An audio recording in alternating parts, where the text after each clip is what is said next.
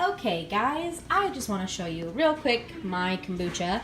I switched from the big 2-gallon jar, it's up here now, because that, hey, turn it down a little bit, was just too much.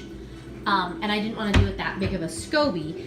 And I've learned you don't even need the SCOBY. Uh-oh, we're sinking. That one's sinking. I already emptied one and gave some to the baby, and I'm going to drink some because I tasted it tonight. And this has only been fermenting, first ferment. Turn it down! Keep going! He's watching a movie. This has only been first ferment for 5 days because I bottled it or jarred it on Thursday, last Thursday, and it's Wednesday. But I tasted it, and the proper way to taste kombucha is you take a clean straw and you stick it in. Let's say we're going to taste this guy. You stick it in past your SCOBY. I don't want to drag you down with me, bud. Not all the way down. I have a SCOBY. That SCOBY is my mother's SCOBY, and it never floated, and I'm not sure why, but that doesn't matter. It doesn't matter if it floats or not. So you're going to stick your straw in pretty much almost all the way down. I really don't want to get the yeast on the bottom. You're going to, put your finger on the top, and you're going to pull it out, and that's what you're going to taste. And you have a good little, reference.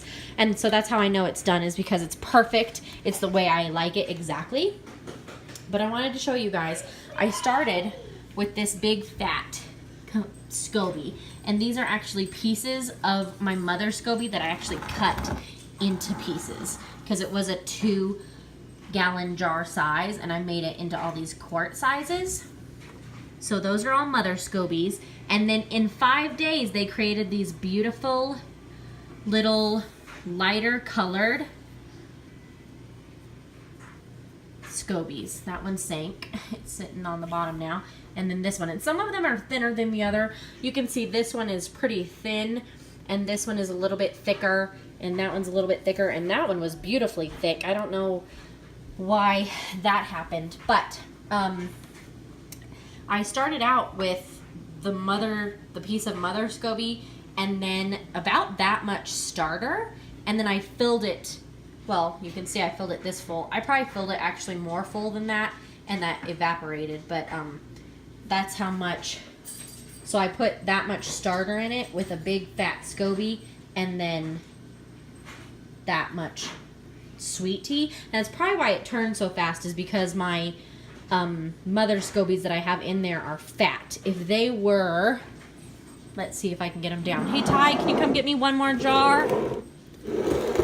No, I'll get the stool. He says, no. I need both those down now. I'm sorry. That's where I keep them, is up on my highest shelf, but I can't get them without the stool. Come on. So these are the ones that I cut. These are from my mother's SCOBY, and I just cut them into circles that would fit into a quart jar. Or are these quarts? That's not funny. He always pretends to drop them. That's not funny. Yeah. It's funny. Are you all done with your spoon? It's funny. Thank you. I'll put it in here to wash it, okay? There you He's go. eating apple. And here are the ones that I've grown so far off of these. But see, those are thinner ones. Ooh, focus. Those are thin SCOBYs, and then these are my fat SCOBYs. And even this one, I just fed these 2 jars last week because you have to give them a little bit more sweet tea to keep them alive. And that one already produced another SCOBY. And that one is actually pretty fizzy. That's crazy. So that is my update on my kombucha. I really like doing this, and I'm sorry about the crazy hair. I have not done anything today. I really like the way I do it now because it's not too vinegary, but it's not straight sweet tea, and it doesn't have the dirty socks taste that I had when I first started out. So I'm super excited, and I have people already interested in my starter SCOBYs and my starter tea. What? It's all gone. He wants more apple. It's all gone. So that is my update. That's what I'm doing now. I have 1, 2, 3, 4, 5 quart jars, and then I have 2 hotels. And I'm actually thinking about getting rid of these fat ones, but I feel so bad because they make good tea. So I don't know, but I have 1, 2, 3, 4, 5, 6, 7 jars going right now, 2 hotels, 5 of the tea, and then I just do my second ferment, which I actually don't think I'm gonna do with this one because it's so good right now in these sealing bottles. So I think it'll go straight into the fridge because it's just, it was amazing. I can't even describe to you. It was good by itself. So that's the sign of good kombucha.